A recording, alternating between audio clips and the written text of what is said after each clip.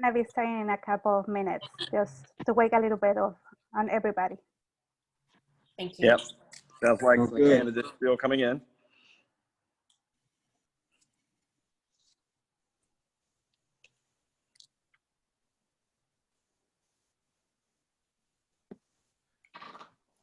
Scott, right now we have 50 people on the call and there are still 40 other people that are registered that are still coming in. So do you want to wait a couple of minutes to get started?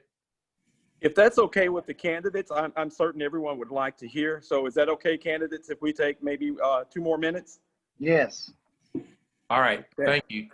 Okay, thank you, Kwame.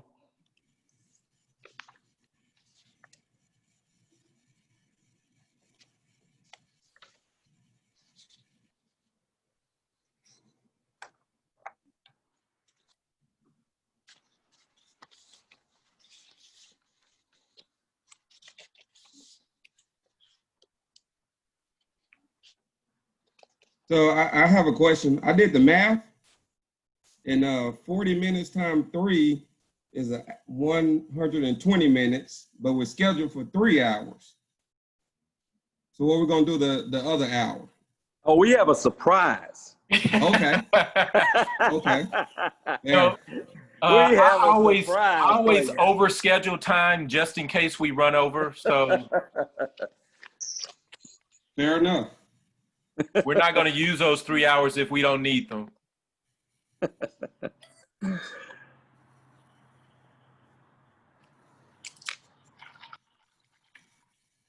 Ooh, shit. Wow, I messed up.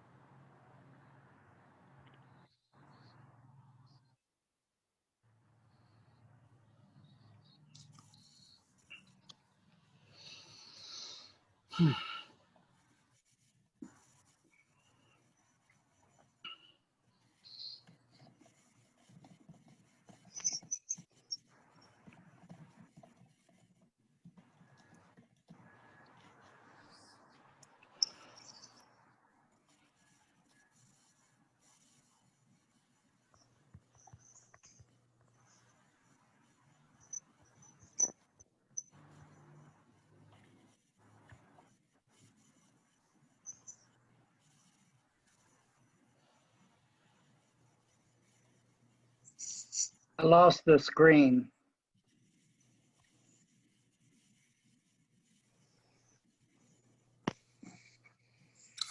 I see you, Ron. I can't see anyone else though. What's the deal? Man, did you change your view? I did. I went into the chat. When I went into chat, I came off of the screen. You may just need to close the chat and then all the panels should open back up. I did. Oh. Maybe this will do it. I don't know. That's not it. We can see you just fine and we can hear you just fine. Yeah. Okay. I'll probably figure it out. I see Scott over there in the corner. Oh, you changed the speaker view.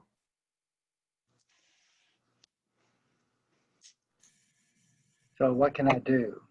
I think it's up on your right upper corner. You will see a speaker view. Try to click on that one.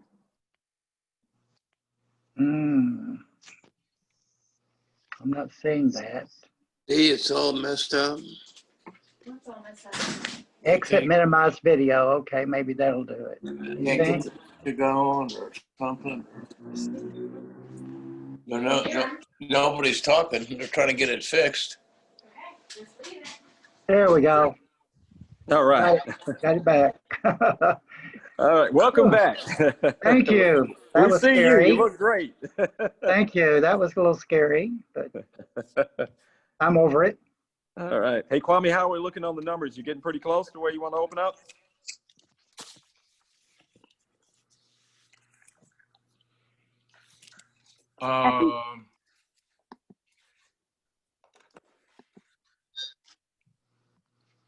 think that we can start. We don't have people coming in. Good to you guys. Yeah, because it's 6:06, so maybe we can just start rolling. Okay. Well, why don't we go ahead and get started? Like I said, sounds like we've got quite a few more people coming in, so that's great. That's exciting that we're getting good participation. So welcome to our 2020 Little Rock Board of Directors Virtual Candidate Forum. I'm Scott Hamilton. I'm the CEO of the Arkansas Urban League, and I will be one of the co-moderators this evening with my co-moderator, who's going to introduce herself here in a second. And then I'll read through the ground rules that we'll operate from, and then we'll get going. So with that, Sarai, yeah, thank you so much. Thank you so much, Scott. My name is Sarai Portillo. I'm the Deputy Director for Arkansas United, and also have my colleague helping us in troubleshooting any moderator issues with me, Rosa Velasquez. Rosa, do you want to introduce yourself? Hi, buenas tardes. Good afternoon, everyone. Thank you so much for joining. My name is Rosa Velasquez, and I'm the Advocacy Coordinator for Arkansas United. We'll be reading your questions and trying to figure out this. If you have any technical difficulties, just shoot us a message. Thank you. And behind the stage, we have Clarice and Kwame Abdul-Bey that are the co-conveners of Arkansas Peace and Justice Memorial Movement, and they're going to be also helping us behind the scenes. Scott? Okay, awesome, Sarai. Appreciate it, and appreciate all of the support that we have this evening. We're terribly excited about this opportunity and the chance to give everyone to share a little bit of their candidacy plans. So let me read through the basic ground rules. They're pretty straightforward, but we'd ask that all the participants try your best to adhere to the rules. If someone gets way out there, we'll pull you back. You'll be okay. But again, try to follow the ground rules, and that way we can get through this process pretty quickly and have a really good candidate forum. So the first one I will read off is each candidate will have a 90-second opening statement and a 60-second closing statement. Opening statements and closing statements will go in reverse order. The participating unopposed candidates will be allowed to present both opening and closing statements if they so choose. There will be a list of a dozen questions that all candidate forum participants will receive within, well, you've already received them, and we'll choose between 5 and 7 of these questions to ask each participant. So you should have received each candidate a list of questions, pre-prepared questions that we will then choose. Each one of you will have at least one of those questions. So then we'll also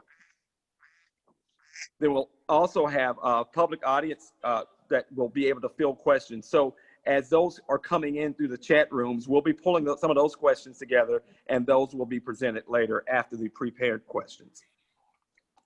Let's see. We, as the moderators, have the discretion to ask 5 to 7 additional questions. So that might take the additional time that Antoine, that you mentioned, but we'll try to keep them brief.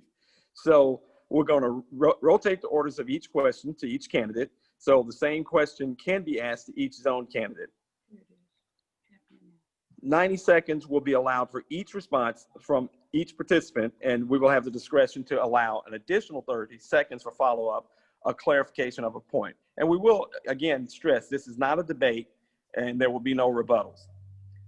After our 45 minutes of pre-release questions, each candidate will be required to enter a breakout room to meet directly with the constituents from their zone that pre-registered to participate in the Zoom meeting. This breakout period will be 30 minutes long. Once we all return to the main Zoom meeting, there will be a 30-minute period where candidates will be asked questions from the viewing audience, as I mentioned, and from a list of questions that were not pre-released. And the time limit for this section will be 45 seconds per candidate per question. And candidates will be called in random order. All right.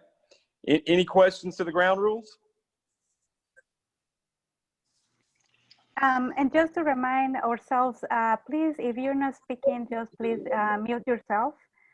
We're still listening the beep, the beeping sound. That means that everybody is still joining and joining us for this conversation. So just please keep in mind that if you're not speaking, please mute yourself.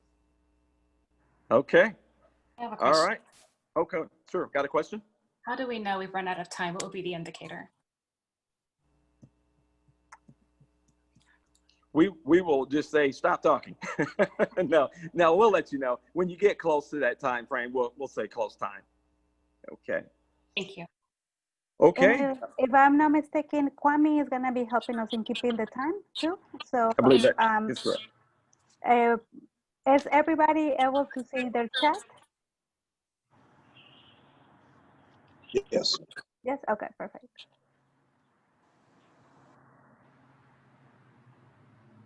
Okay. All right. Well, I tell you what, let's get started. If there are no other questions, we'll go ahead and get started with opening statements. And each of these will be a 90-second opening statement allowance.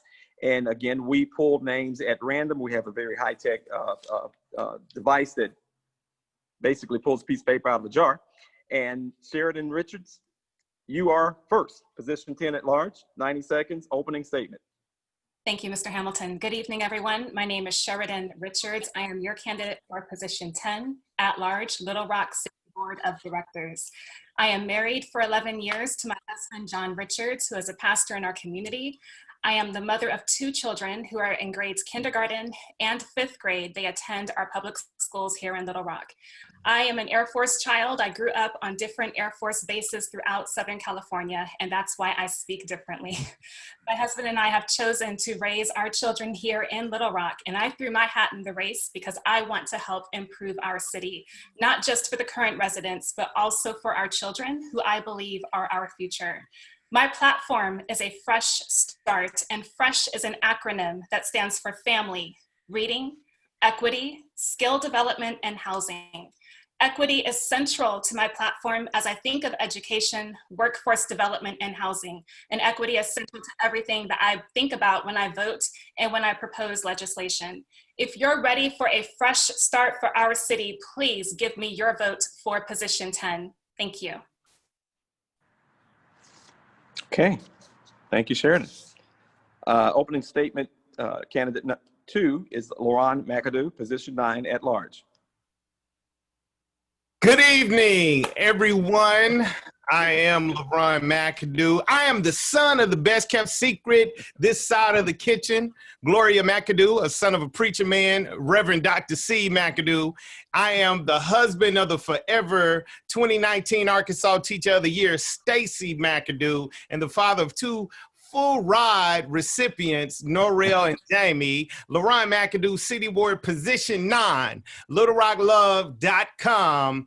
And, you know, I just, it is so appropriate that we're here at the anniversary of the Little Rock 9 crisis. And we must always remember so that we can always go forward from this place. And I am a political outsider, but a community insider. And what does love look like to me? Love looks like world-class education. Love looks like positive policing, creative expression. Love looks like opportunities for a quality living. And we want to be more than successful at that. We want to be great, because success means how well you do for yourself, and greatness means how well you do for others. So throw your L's up, LittleRockLove.com. My name is Laurent Mcadoo. Perfect. All right. Thank you, Laurent. Okay. Opening statement number 3 is Russ Breakout, position 8 at large. Thanks. Good evening, folks. My name is Russ Rakup, and I'm running for at-large position number 8. The board needs new faces and new perspectives. I want to be your voice at Little Rock City Hall. Most of you know me from my activism and journalistic endeavors. I will bring the same sharp, critical thinking I display on my blogs and social media to the city board. It's time to hold city leaders accountable for their actions or lack of actions. I'm looking forward to this forum and the opportunity to represent all citizens, especially those often discounted and ignored when elected to the board of directors in November. Okay, thank you, Russ. Thank you. Open statement number 4, Glenn Swartz, position 9 at large.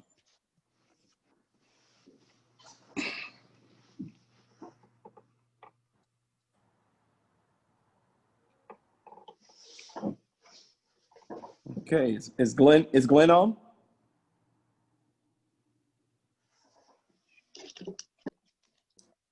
Check one more time. Glenn, are you on by chance? If you are talking, you may be on mute.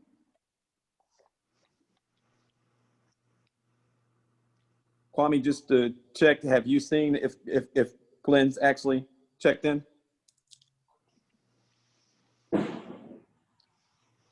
He's not on. Okay, all right. We'll go ahead to number 5, which would be Dr. Dean Compuris, position 8, at-large position.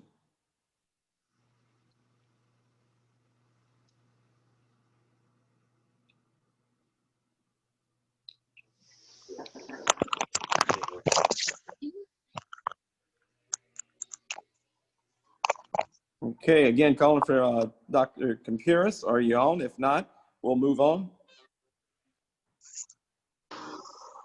Okay, let's go ahead and move to candidate number 6 in our list, Dale Picard, position 9 at large. Good evening, Dale Picard here. I'm running for office because I want to make Little Rock an even better place to live, work, and recreate. I'd like to thank the Arkansas Peace and Justice Memorial Movement for sponsoring this forum. When we moved here to Little Rock about 20 years ago, I had a real estate agent recommend we locate in Conway. When I asked her why we should live in Conway, such a downtown Little Rock, she demurred, saying she didn't know why people lived in Conway and worked in Little Rock, but people just did. In the final event, we looked around and found a nice home within walking distance of my work downtown. It's been a good home and we've been happy here as we watched the downtown grow and prosper. I understand some people like to be removed from their work for one reason or another, but we like it here in Little Rock and we want to see it made even better. With my background as an economist and a contract negotiator, I would work to instill in the board of directors a proper sense of fiduciary responsibility to the people of Little Rock, which has been sorely lacking therein. Thank you.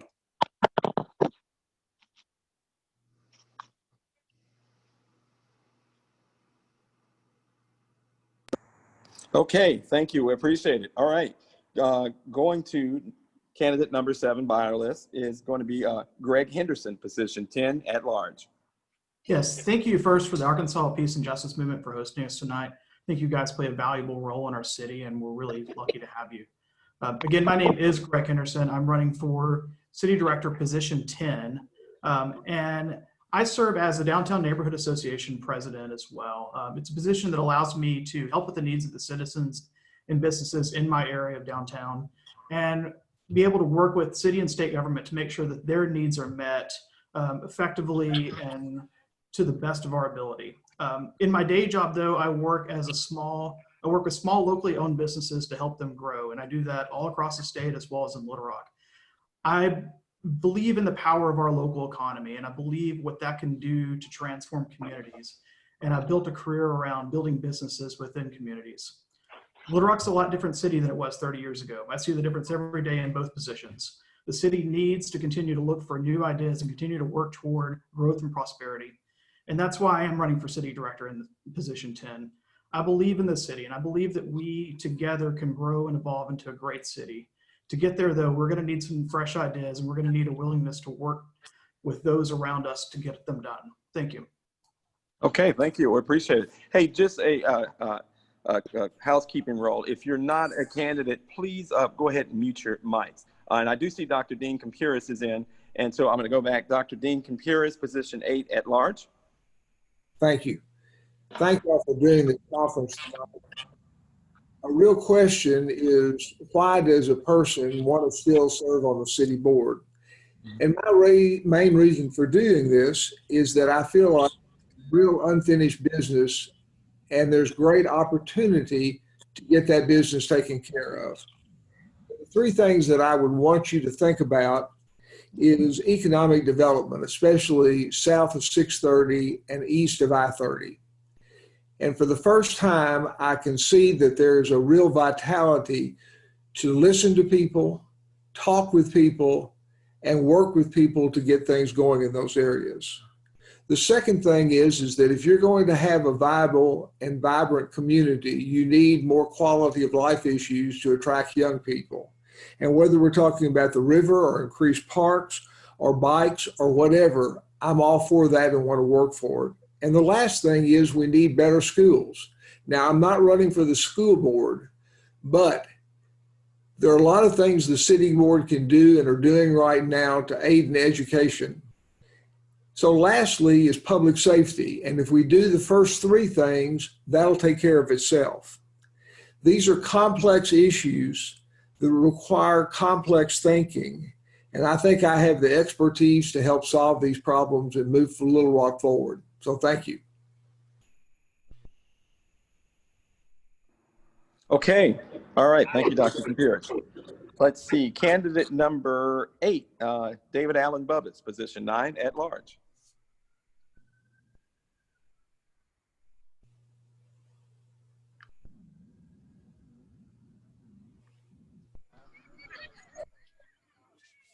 I know, I can't hear him. Okay. David Allen Bubbitts, I'm not sure if you can hear us or if you're talking, you may be on mute. Sorry about that. Am I back on? You're on. I'm on. Okay, thanks. I'm running for this position because I love Little Rock. I have had an opportunity to serve people all over the city, whether it's in West Little Rock or downtown or Midtown or Southwest. And I just feel like I've gotten to know the community really well through serving them a hamburger. And I know that's simple, but you get to see people, you get to know them, and we just have a great community. And I just see a lot of ability that we could do so much better. There's so much potential in Little Rock. It's a great city. And I have been working with the Planning Commission for 6 years, and I feel like I've got some good experience there that should help prepare me to be in this board position to help lead the city and work with all of our different wards because I've had businesses there. So I'm excited about the future. I'm excited about Little Rock. I hope that you will vote for me for this position, and I look forward to serving the citizens. Okay, thank you. All right, our next candidate is Tom Horton, position 9 at large. Good evening.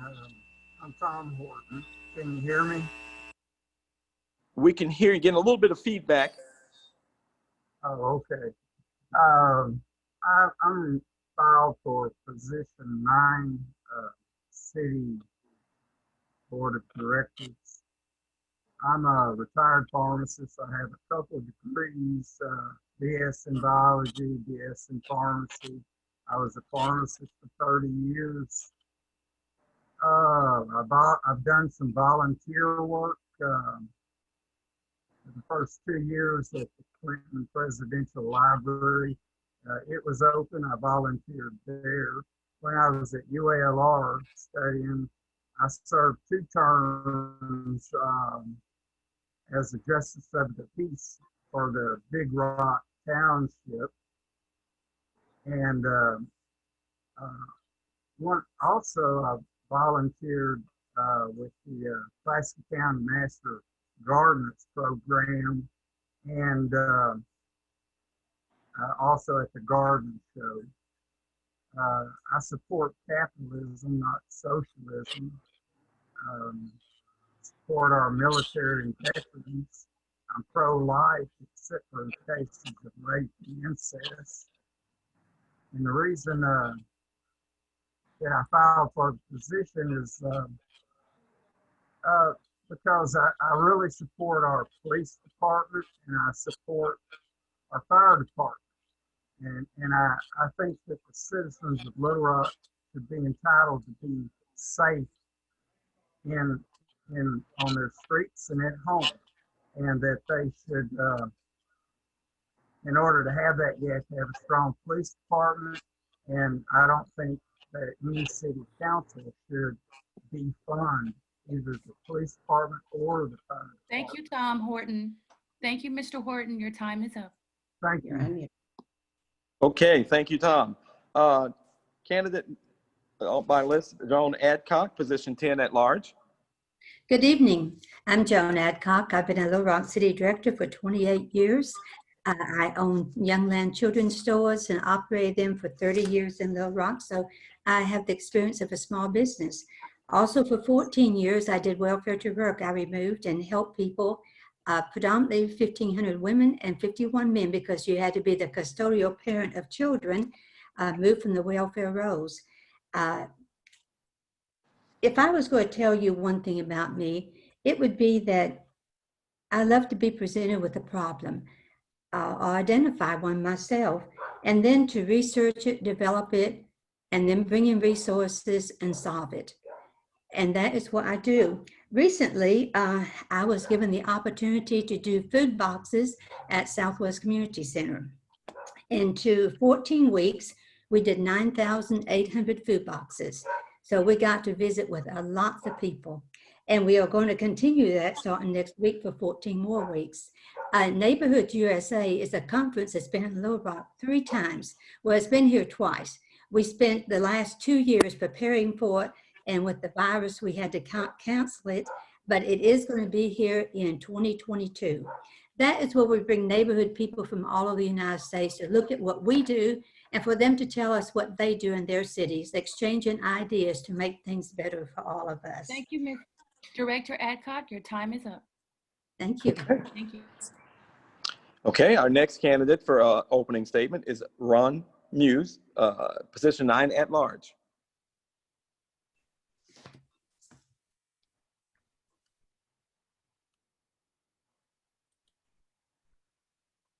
Ron, if you're speaking, you may be on mute. We can't hear you. Hey, sorry, can you hear me now? Yes, can hear you great. Thank you. I apologize. I am a candidate for the at-large city director position 9. I have experience as a city official for 2 terms of 3 years each. I served as a planning commissioner for the city of Little Rock. In addition to my career as an interdisciplinary social scientist and educator at UALR, I am a practitioner, supporter, and lover of the arts. When elected to serve as the at-large director for position 9, I pledged to be a full-time director, available and accessible to any citizen or group who needs my assistance. The media have named me a neighborhood activist, a title I cherish because it is true. I am most proud of being a neighborhood leader for over 30 years. In the Arkansas Times, Max Brantley writes, Muse should be familiar to those who follow this development of the Little Rock Technology Park. His Forest Hills neighborhood on the south side of Interstate 630 across from UAMS was targeted by powerful business forces as the site for the tech park. Thank you, Mr. Muse. Your time is up. Okay, thank you. All right, and our 12th opening statement goes to Antoine Phillips, position 9 at large. Good evening. I'm Antoine Phillips. I am Little Rock. I was born and built here, proud graduate of John L. McClellan High School. I went off to undergrad in Maine at Bowdoin College, where I earned a degree in American politics. And I came back home and I graduated law school from UA Bowen School of Law. I'm a partner at Wright, Lindsay & Jennings Law Firm, where I practiced 11 years. But more important than my professional background, I'm a husband to a wife of also, we've been married for 10 years. I'm running for position number 9, at large position, because I love this city and I've lived all over this city, all different wards, and in all economic standings throughout my life. I have experienced the city of Little Rock. And this city has believed in me, so I believe in it. And I believe in better. I believe in a city that has better neighborhoods, better economic opportunities, and better recreation options. I believe in a city that focuses not on what has been, but what can be. And when we believe in better, we'll do whatever it takes to create a better Little Rock. And that's why I'm running to be your city director at position number 9 at large. Thank you, and I look forward to the conversation this evening. Okay, thank you, candidates. Thank you for great opening statements. We appreciate everyone writing the time window. So we will go forward now and move forward with our prepared questions. Anyone have any questions at this point? Any technical difficulties? Hopefully everyone from a candidate perspective can hear. If you're not a candidate or if you're not speaking, please try to remain on mute if possible. That way we can make sure we've got good clarity. So Sarah, you want to take question number 1? Thank you, I appreciate it. Thank you so much, Scott. And yeah, this section is gonna be 40 minutes. We're calculating there's gonna be another 40 minutes for this section. And then we're gonna be breaking into breakout rooms right after this one. First question, and these questions were randomly selected. So the first question is for Ms. Sheridan Sheridan Glenn Ross. Is still in the room? And the first question is, what motivates you to want to become a member of the Little Rock City Board of Directors? Forgive me, which of us is answering it first? Yes, you are the first one on the list. And what motivates you to want to become a member of the Little Rock City Board of Directors? Thank you for clarifying. Mm-hmm. So my belief is that people should not have to travel across town to go to the grocery store, sometimes taking 2 buses, and by the time they get home, their staple foods are spoiled. Everyone should have equitable access to transportation and education. The maintenance of our neighborhoods, such as infrastructure, trash pickup, should not depend on the zip code that you live in. Our city needs to be more inclusive socioeconomically, racially, regardless of who we choose to love. Joan Adcock has taken our city backwards with regard to racial inclusivity. She voted against removing Robert E. Lee from MLK Holiday. She voted against the name change of Confederate Boulevard to Springer Road. And I have to ask the question, who is she representing? Because people of color do not seem to be getting the same representation that she's giving to others. Thank you. Thank you so much for that. Scott, would you like to take the second question? Okay, and actually, Sarah, we've got 3 candidates that are going to share that question. So Russ Raycott, same question. Question being, what motivates you to want to become a member of the Little Rock City Board of Directors? Thank you. As an activist and journalist, I have attended city board meetings for many years. Often directors have little discussion on items on which they are voting and ask few questions before voting with the majority. Then later on, if there is an issue with an ordinance, some directors can't remember even voting for that ordinance. I want to bring accountability to the board by asking the questions that need to be asked and having frank discussions about items that come before the board that impact the citizens and the city budget. Lastly, Black board members in this incarnation of a city board have never been able to get an ordinance they put forth passed. A change is needed to make sure that the racism on the board is eliminated.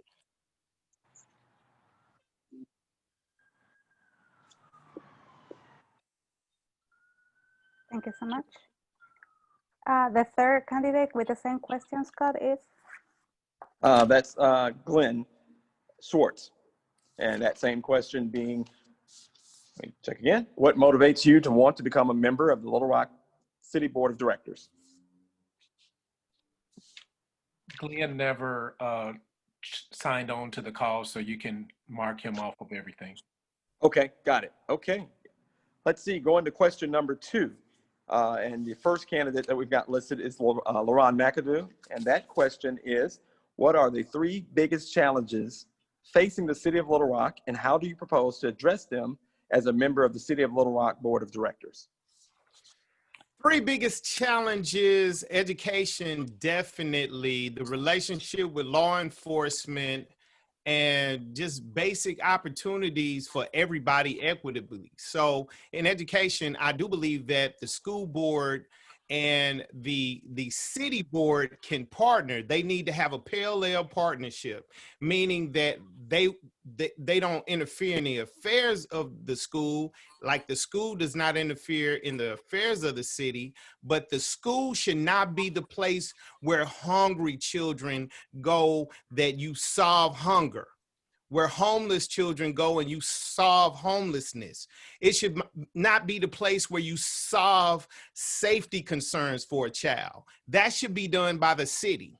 The school should not be the place that solves all the social ills. Right now is there to solve the fact that people economically need to go to work, so mom and daddy have to go to work, so just send baby to school. It should not be that place.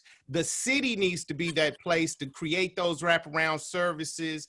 And I want to work with Dr. J. Barth as he does the community schools and make sure that it is a true representation of the models that I know as a 26-year educator, veteran in the field. I know what works in schools, and I would love to help make that connection and that relationship work to the best of its ability. Oh yeah, that's just education. All right, law enforcement. I do believe that there should be some policies set in place. Your time is up. Oh, okay. Thank you so much. And same question for Mr. Laurent John Antoine. Or, well, actually, I think, yeah, it's Joan Adcock. Same question. Oh, I'm so sorry. Okay. Okay, accountable and accessible and take action. You see that on all of my signs, and it's been on all of my signs for the last 28 years. And I think that the question was how to make the whole city board do those things. I'm sorry, but I cannot create magic, but you can. That's what you do with your vote. If they're not accountable and accessible, then that's your way to get rid of them, by voting. But I have always been accessible to people. People call me all time of day and night. My telephone number is easily accessible. The city passes it out. I have told them not to restrict my number from anyone. It's listed on all my campaign material because I want to hear from people. I believe that anyone should be able to call me at any time if they have a problem. And I have been able, because of all this call caravanning that we've had, I've received lots of nighttime calls, and I get up, address the issue, and I can just go right back to bed, go right back to sleep. But you know, that is what I feel like a city director should do. We should be accessible and accountable. And now I'm retired, but I also have taken on 2 or 3 outside things in working together in the community, in helping people learn to read, write, and speak English, and then go for their citizenship. But I like to stay busy, but I think any director should have time to listen to everyone who wants to talk to them. I've had meetings in my home, and with this pandemic, we've even had meetings out on my carport. I just want to be able to serve all the people of Little Rock and to be accessible to everyone. And it's important to take action. Action comes from knowing where the resources are. I've lived in my home for 62 years. I've lived in Southwest Little Rock in my home for 62 years. Thank you. And I know where, your time is up. thank you. Thank you. Yeah, now we can hear with Mr. Antoine. Okay, same question. I'll reread it again just in case. Yep.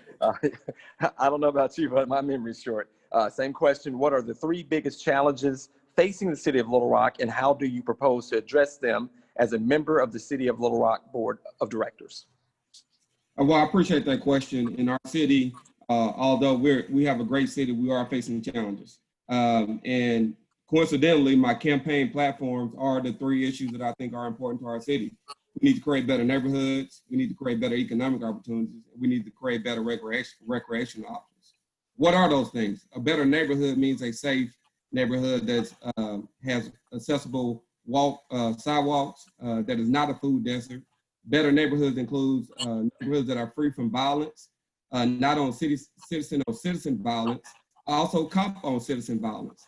It's going to take an attorney to understand the law, to make sure we have ordinances and rules in place to make sure the use of force policies are what we want them to be. So we feel safe working with our police department.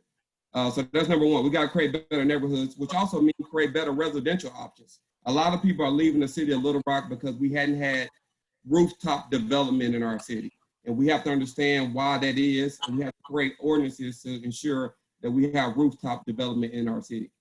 Second issue is better economic opportunities, which is we got to make sure that people have opportunity to make a living in our town. We got to make sure that the city board expands the table of who we do business with.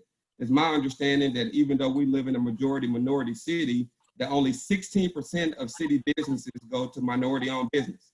We have to change that. That needs to be reflective of the diversity in our community and expand the table on who we do business with. Thank you, Attorney Phillips. Your time is up. All right, thank you. And I will mention to the moderator, someone commented that apparently Mr. Mcadoo and I answered a different question than Ms. Adcock, for whatever that's worth. Okay, we'll continue on. All right. So do you got question number 3? We Okay. have question number 3, and this question is gonna be first for Mr. Ron Muse. Position 9, at large. The day before Mayor Frank Scott Jr. took office, the City of Little Rock Board of Directors passed a resolution to create a citizens forum to study the makeup of the board to formulate a new structure that the citizens could vote on by December 2019. What do you know about the status of this citizens forum, and what is your vision for the future structure of the board and why? I know it's a really long question. Well, I attended 3 of those forums, and it was heavy-handed toward not keeping the at-large directors. When I stood up, I spoke in favor of keeping that institution alive because I've had personal experience with the 3 directors that are at large today.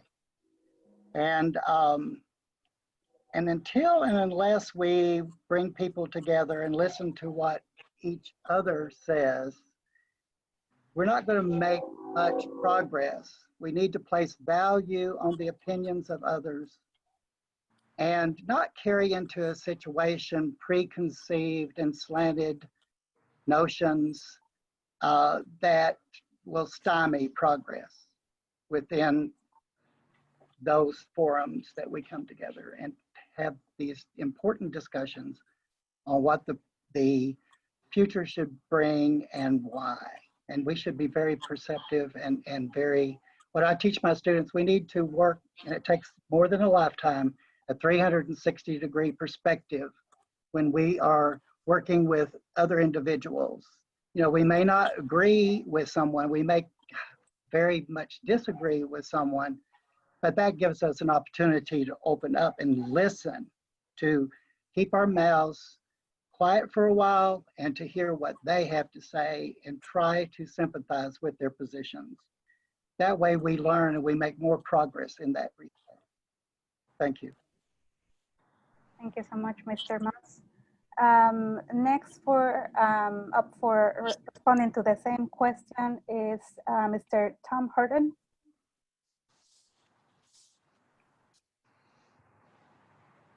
You're muted. Oh, yeah, there you go.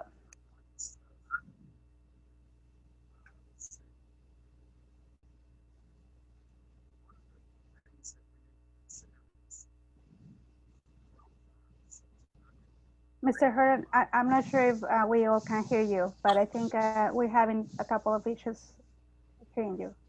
Can you turn your volume up?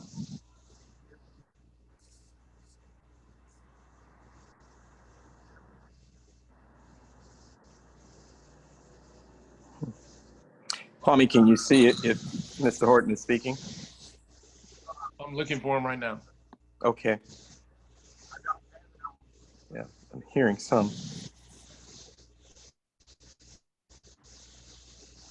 While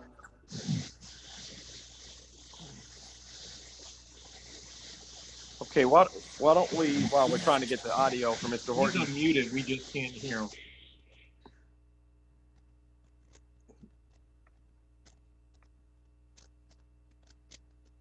Okay, why don't we go ahead and move same question to Mr. Greg Henderson, position 10 at large. Kwame, I don't know if you can mute whoever's giving us that feedback.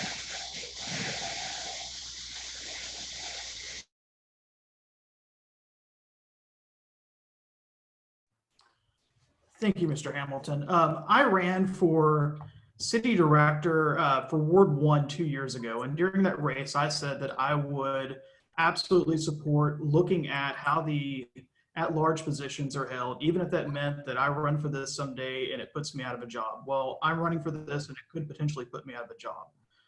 I believe that this should be taken up as a ballot issue. I believe that we need to make sure and we need to ask ourselves continuously the question of whether or not the at-large positions really reflect the full nature of the city. That may mean, you know, the super ward thought that was put out there. It may mean eliminating these at-large positions altogether. But I would love to see it in as a ballot issue, and I would support whatever the outcome is, even if it means that I do not have a job at the end of it. Thank you. Thank you so much. We would like to get back to Mr. Horton, just to double check if the volume of your computer is working. Can you try again?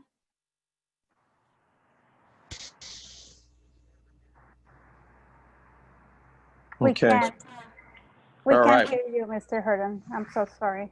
Okay. Why don't we move to question number 4? Question number 4, we'll start off with Dave Allen Bubbis. And question number 4 is, during this year of international civil unrest as a result of unchecked police brutality and misconduct, several Black Lives Matter inspired organizers and advocates have spoken publicly about reallocating at least 10% of the Little Rock Police Department's $81 million annual budget to community-oriented programs. Do you agree with this proposal? Why or why not? And again, David Allen Bubbis is the first for that question. Thank you, Scott. You know, this has just been a terrible time with the community and the unrest and the violence. Just very, very difficult, heavy-hearted issues that have to be addressed.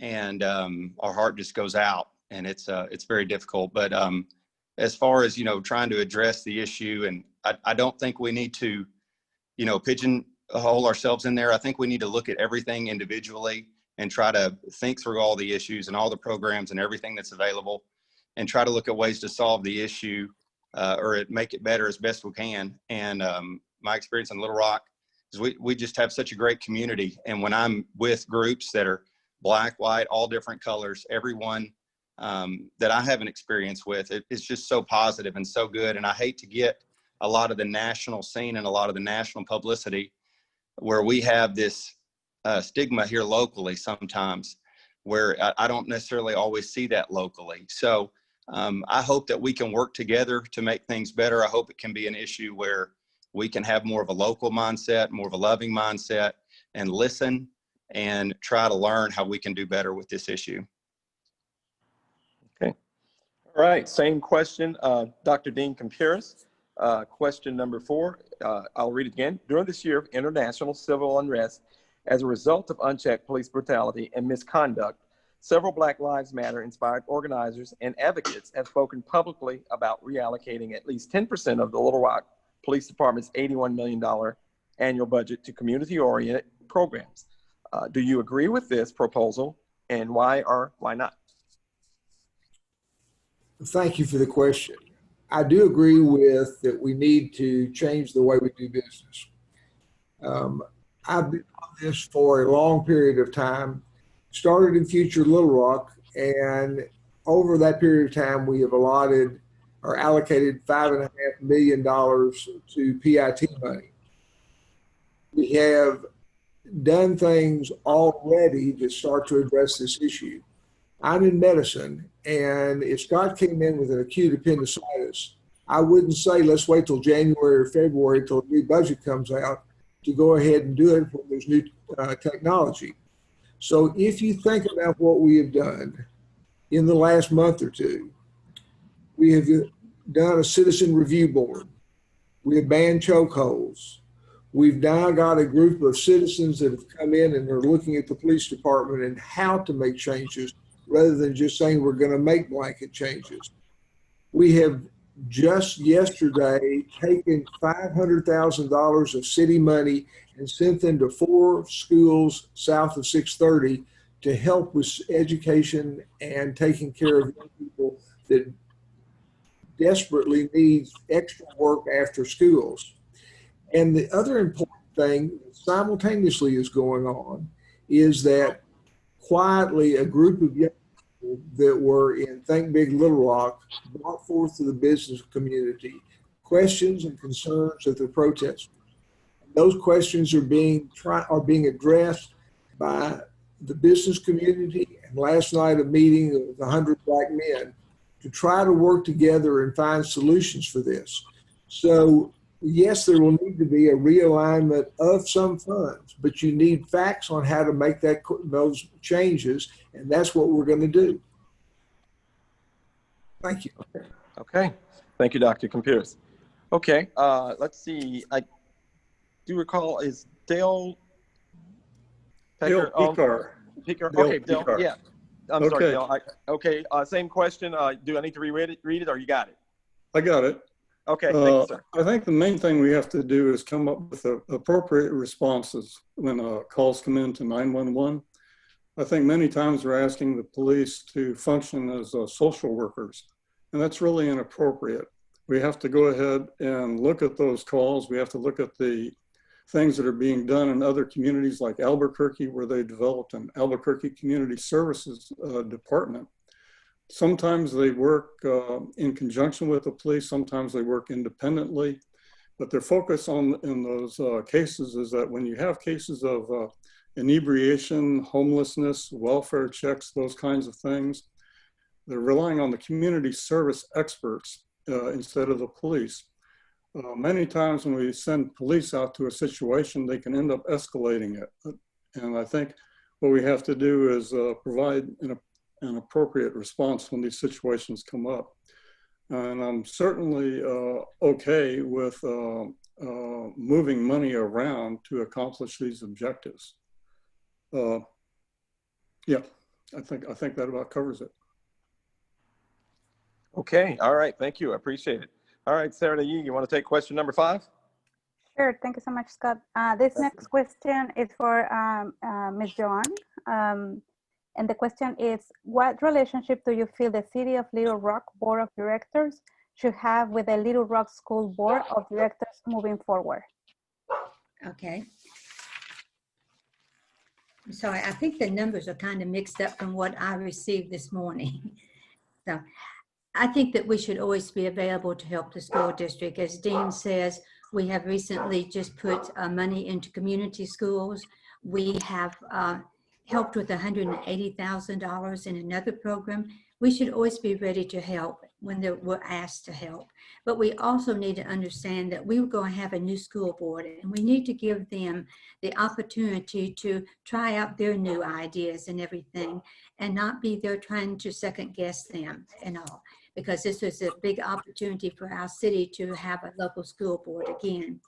I think that our reading programs in schools is one way. We always hear every year how they ask us to go and read with the children. And I would like to encourage the board members to do that, because as children love to see you come and talk with them. We also have a coat drive where we have an opportunity to go into the schools and visit with the children when they receive their new coats for the winter time. But we all need to work together to make sure that we're addressing the needs. With the new high school, and I hope everyone has had an opportunity to go visit the new high school. I was one of the people chosen to go when they had the ribbon cutting recently and be there to see the wonderful building, $200 million. That says what we think of our children, that our children are the most important asset that we have. So I would encourage the board members to be a part of the school, but always to be there whenever we're asked. We have a grant with the state. Thank you. Your time is up. Thank you so much, I appreciate it. Next candidate with the same question is Ms. Sheridan. Thank you. With our soon to be elected school board, I think we have a unique opportunity to develop a collaborative partnership with our city board of directors, not to provide oversight, but just to collaborate in finding solutions to serve our children. Now, I did share this recently at a neighborhood association meeting, and Director Adcock was present. And her response to that was that this is not a city director's responsibility. I take issue with that because I have a 5th grader and I have a kindergartner who attend our public schools. And I need to know the person sitting in position 10 is thinking about our children. We need to collectively work together to develop solutions to serve our children. We need to be open to trying things that have not been done before. Perhaps consider going on a retreat together and just brainstorm to see what we can do that may not have been done before. I think this is the way to develop the most effective partnership and to make sure that our children, who are the future of Little Rock, are prioritized. Thank you. Thank you so much. Same questions for our next candidate is Mr. Greg. Yes, I believe that the city board and the school board should have a close relationship. And I believe that the city board should work every way we can to help support the needs of the parents, the teachers, and the staff in our school board. They should absolutely meet regularly with the school board members because they reflect the school side of our community. Also, I believe that the city board should be an advocate for establishing a strong Little Rock school district that has actual power, which is something that Director Adcock has not done. She did not want to have that power taken back from the state. And I think that as a city director, we should absolutely fight for every ounce of power that we can within the school board so that we can have local control in our schools. Thank you. Thank you so much. I pass the torch to Scott. Do you want to cover the next question? Okay, that's question number 6. And question number 6 starts off as, what is the financial relationship between the City of Little Rock Board of Directors and the Greater Little Rock Chamber of Commerce? And what is your opinion on such? And question number 6 will start off with Russ Raycott. Okay. The city board blindly hands over around $300,000 a year to the Little Rock Regional Chamber of Commerce. The chamber and the city refuse to provide records on how that money is spent. The one time that they did provide limited records, more than half of the money, that $300,000, went to salaries. The mayor and every sitting director, except for Irma Hendricks, has accepted campaign contributions from the chamber-affiliated PAC. These directors have been bought and paid for, and it shows in their support for cash to the regional chamber.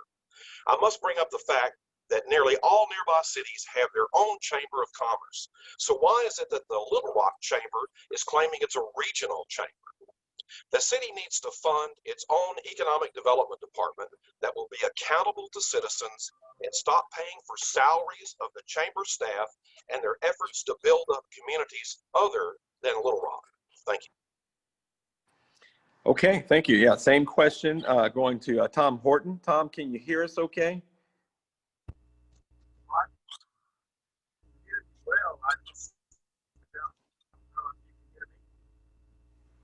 Tom, we're having a really difficult time hearing you. I don't know if you're on a headset or if it may be your computer. I was having trouble earlier with my laptop. I'm actually on my iPhone now. But try again. We certainly do want to hear from you, Mr. Horton.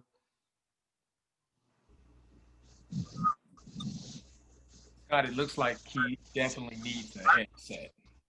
Okay. Okay, unfortunately, we can't hear you, Mr. Horton. We're going to go to the next candidate. Same question. David Allen Bubba, same question. What is the financial relationship between the City of Little Rock Board of Directors and the Greater Little Rock Chamber of Commerce? And what is your opinion on such? And Kwame, we're getting some pretty bad. Thank you. That got it. Okay. Thank you, Scott. I think we've got to work with the chamber. I think the chamber can be a great partner and an ally in what we're doing to try to create jobs in Little Rock. You know, a lot of our problems need funding. We need to create more revenue for the city, and having businesses, having a place where people want to come to shop or to spend money is going to be critical, where people feel excited about coming into our city and being able to enjoy different things. So being able to work with the chamber, whether it's helping to bring Amazon to town or FedEx or other companies that are large, that can bring a lot of number of jobs into our city, I think is very fundamental to the role as the director. And, you know, overall, we've got to increase revenue. Revenue is going to be very important, whether it's with our schools or with all the programs that we're wanting to bring together for the city. And so that's I hope will be one of my strengths as far as helping grow the city's businesses, help growing jobs, help growing revenue for the city, and working with the chamber to do so. Okay, great. I appreciate it, David. I saw a note from one of our viewers. What we will do with Mr. Horton, we'll aggregate the questions for him, ask him if he can submit those in writing, and that way we'll make those available, because we certainly appreciate his effort of being a part of the forum, but I really hate that we can't hear him. So we definitely want to give an opportunity that Mr. Horton can respond to the questions that we've presented this evening. All right, that'll take us to question number 7, and Sarah, that's yours. Thank you so much, Scott. This next question is for one of the candidates, Dr. Dean Campris, and the question is as follows. In a recent federal civil rights lawsuit against the Little Rock Police Department, a Freedom of Information Act request uncovered a comprehensive list of all officers who have had repeat disciplinary actions against them. On this list, nearly 70% of the names are officers who are members of the FOP or Fraternals of, give me 1 second. Fraternal Order of Police. Yep. Thank you. And who do not live within the City of Little Rock limits. What does this say about the continued refusal of City of Little Rock Board of Directors to institute a policy requiring all officers to live within the city limits? Once again, this question is for Dr. Dean Compris. Thank you. This is a very contentious issue, and let me give you some thoughts on this. First of all, there is no good information that says that having people live in the city limits gives better policing or give you a better ratio of African Americans or Latinos to Caucasians in the city. And in fact, there's a disparity study that is present that shows you that people that do have residency requirements, it does not work well. Secondly, the last two police chiefs, this police chief and the last one, both have said that they are against that principle because of the quality of the people that are there. The people that work for the city of Little Rock need to have the city at its best heart. And if there are people that are bad apples, then we need to acknowledge that and not let them work here. There are probably 700 physicians that work in Little Rock, and not all of them are good. And there's ways that we identify them and don't let them practice. And we do the same thing for people here. But because you're a member of an organization doesn't ensure that you're going to be a better policeman or that the city gets a better police situation. And I will tell you that I just read for the second time John Lewis's book about John Lewis. And basically what he stood for is that everybody should have the right to do what they want to do and have equal opportunity. And I think policemen should have equal opportunity to live. Thank you. Thank you so much. I appreciate it. Same question for Mr. Antoine Phillips. Thank you for the question. My sister-in-law recently moved to Alexander, and when we went to go visit her house, she noticed that there was a Little Rock Police Department car parked in one of her neighbors, and she said, "Oh, that's great. Our neighborhood is going to be safer now because we have a police here." That's the issue. Equipment that's for the city of Little Rock should be used in the city of Little Rock. So that's one thing. Second thing, the question mentioned is about the discipline actions. Those things should be made public, just like officers who violate the use of force policies. Those things should be made public, not only throughout the police department, but to us as citizens. But ultimately what that shows us, and I agree that we shouldn't mandate people to live in our city, but we've got to create a better city that people want to live in. We've got to create better neighborhoods, better economic opportunities, and better recreation options so people want to live in our city. But if you're going to be a police officer in our city, then you can't use our equipment outside the city. That should be uncontroversial. And I want to go back to the last question. We were talking about the Chamber of Commerce and the money used there. What I've read from the Arkansas Municipal League is that the city has an obligation to evaluate every dollar every year to make sure we're using it appropriately. And that's no different from the Chamber or anyone else we do business with. And if we're going to continue the relationship with the Chamber of Commerce with the $250,000, we got to make sure that those dollars are being used that's reflective to the priorities of our city, which is building better neighborhoods and better economic opportunities and recreation options for everyone in our city. So I'm okay with it if it reflects our priorities as a city. Thank you. Thank you so much, Mr. Phillips. Same question for Mr. Dale. Picard, yes. Picard, yes. The main thing is to get the best police officers we can in our system. We have to understand some of our police officers start out working someplace else, maybe in the suburbs, and then they come into the city, but they've already established a residence. They're already there. So I want to get the best police officers we can. I also know from personal experience that in some cities, police officers prefer to work to live outside their jurisdictions because they don't want to be faced with the problem of having to arrest their neighbors. And so, there's that dimension to the problem also. And then we have some people, they raise horses, they have kennels, and they just want to live outside the city. Another dimension to this problem is, why are we picking on the police officers? What about all the other city employees? Why are we singling them out? So, I don't really see this as being the best way to handle the problem. We want the best police officers we can get. Yeah, I think that about covers it. Thank you. Thank you so much. Scott? Okay, question number 8. Question number 8 is, multiple studies that have been published within the last 2 decades that demonstrate how the city of Little Rock is actually 2 separate cities made up of the haves, living north of I-630 and west of Shackelford Road, and the have-nots, living south of I-630 and east of Shackelford Road. This divide has been shown to be a direct result of municipal structural violence that creates policies that perpetrate racial and economic injustices. Since budgets are moral documents, what is your vision for using the city budget to eradicate this divide and make Little Rock one city again?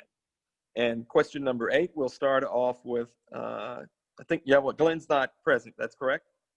So we'll go with Ron Muse. Thank you. This is right down my alley because I live on Lewis Street, which is south of I-630. I bought a home here and have been living in it for 33 years.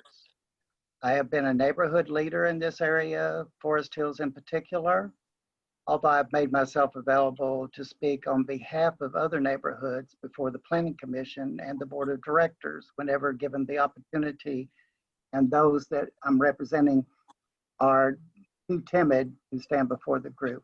I'm not a timid person. I do not have, I do not have any problem with communicating with the directors because I am familiar with all of them. I've known them for a long time.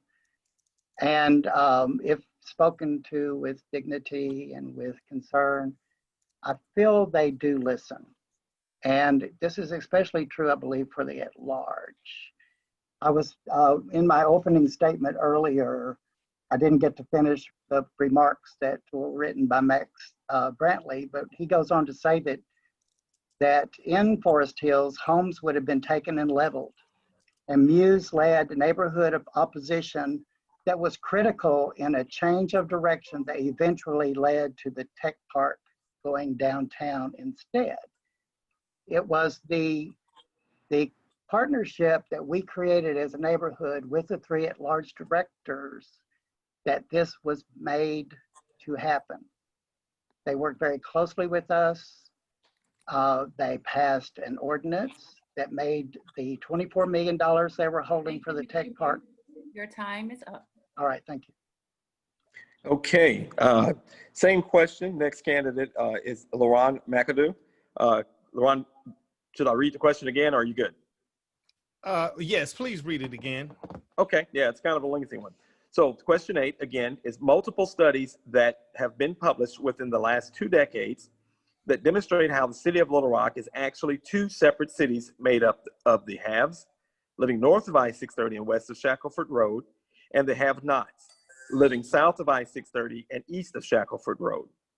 This divide has been shown to be a direct result of municipal structural violence that creates policies that perpetuate racial and economic injustices. Since budgets are moral documents, what is your vision for using the city budget to eradicate this divide and make Little Rock one city again? Well, biblically, they say the poor will always be with us. We have to have a plan for the poor. If they will always be here as a constant. Also, you have to, when you talk about structural violence, you talk about a highway that was cut straight through what the locals call the line, which is 9th Street. But those who know about it call it the line, with Gym Theater and the pharmacy and the cab companies that were Black owned. So you see how violence was perpetrated on citizens, and you have to put, for instance, the cast where the issue is. If you break a leg, put a cast on the leg, not the whole body. Moral documents like a budget have to be placed where the hurt is. If the hurt is on the leg, don't do a body cast and give everybody the same amount of money. You need to give the money where the hurt is. So that's what has to happen. In returns to policemen, I have to say that being perpetrated by policemen who had mistreatment against me, and I don't know if anybody else that answered that question looks like me or had that same experience. I think there has to be a residency requirement because they're not being perpetrated against police like those who look like me are, and I was personally.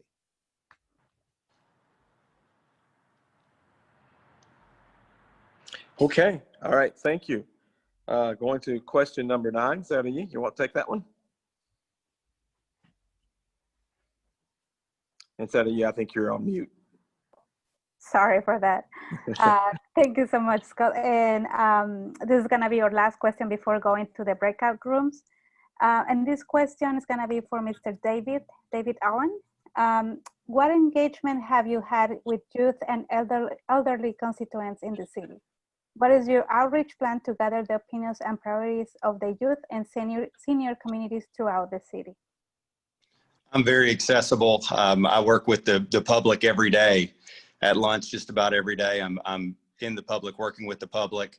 I had 6 years of experience on the Planning Commission, working with all the city groups, as well as different homeowners associations across the city, working with all different kinds of people, whether elderly or youth or what have you. So I'm excited about trying to do my best to bring the community together. I think that's going to take a listening ear. I think it's often that we come to the table trying to push our own agenda and trying to put something that we plan forward.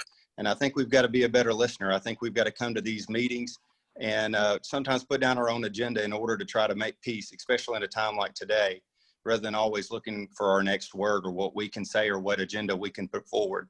And I think these types of movements will hopefully help heal the community and help us move forward and do a little bit better in the city. Thank you so much, Mr. David. Mr. Antoine, same question? Absolutely.